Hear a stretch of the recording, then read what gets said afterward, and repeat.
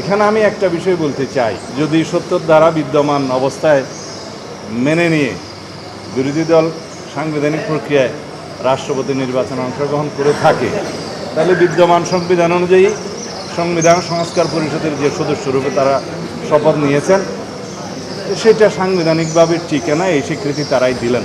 সেজন্য আবার অভিনন্দন জানাই। আমি অভিনন্দন জানাই বিরোধী দলকে। তারা বিদ্যমান সংবিধানকে মেনে সাংবিধানিক প্রক্রিয়ায় রাষ্ট্রপতি নির্বাচনে অংশগ্রহণ করেছেন। বিরোধী দল নির্বাচিত রাষ্ট্রপতিকে অভিনন্দন জানিয়েছেন। বিরোধী দল থেকে যিনি নির্বাচনে অংশগ্রহণ করেছিলেন ডক্টর অলি আহমদ সাহেব, তিনিও নির্বাচিত প্রার্থীকে অভিনন্দন জানিয়েছেন। এটাই গণতন্ত্রের সৌন্দর্য, এটাই গণতন্ত্রের জন্য শুভ লক্ষণ। বিদ্যমান সংবিধান অনুযায়ী রাষ্ট্রপতির পদ শূন্য হলে নির্ধারিত সময়ে রাষ্ট্রপতির জন্য নির্বাচনের যে আইন আছে, সেই আইন অনুযায়ী নির্বাচন কমিশন তফসিল ঘোষণা করেন এবং সেই তফসিল অনুযায়ী নির্বাচন অনুষ্ঠিত হয়েছে।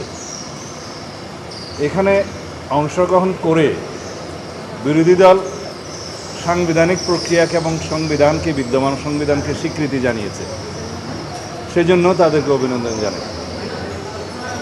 বাংলাদেশে গণতন্ত্রের চর্চার মধ্যে বিরোধী দল, সরকারি দল তাদের নিজস্ব অবস্থান থেকে বিভিন্ন রকমের রাজনৈতিক বক্তব্য দিয়ে থাকেন, কিন্তু দিন শেষে সাংবিধানিক প্রক্রিয়াকে স্বীকৃতি দিয়ে তারা গণতান্ত্রিক প্রক্রিয়া অংশগ্রহণ করেছেন।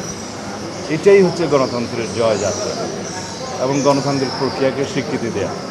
এখানে আমি একটা বিষয় বলতে চাই, যদি ৭০ ধারা বিদ্যমান অবস্থায় মেনে নিয়ে বিরোধী দল সাংবিধানিক প্রক্রিয়ায় রাষ্ট্রপতি নির্বাচনে অংশগ্রহণ করে থাকে, তাহলে বিদ্যমান সংবিধান অনুযায়ী সংবিধান সংস্কার পরিষদের যে সদস্যরূপে তারা শপথ নিয়েছেন, সেটা সাংবিধানিকভাবে টিকে না, এই স্বীকৃতি তারাই দিলেন।